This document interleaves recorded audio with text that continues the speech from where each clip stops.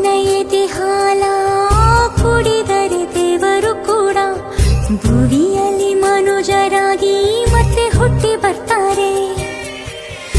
ಅಪ್ಪನ ಹೆಗಲ ಏರೋ ಸುಖವು ಗೊತ್ತಾದರೆ ಸ್ವರ್ಗಕ್ಕೆ ರಜೆ ಕೊಟ್ಟು ಬಂದೇ ಬಿಡ್ತಾರೆ.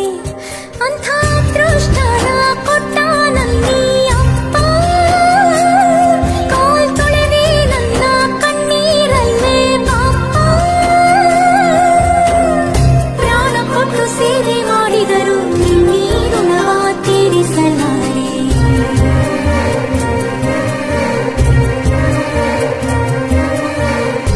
ಅಪ್ಪ ನೀ ನನಗೆ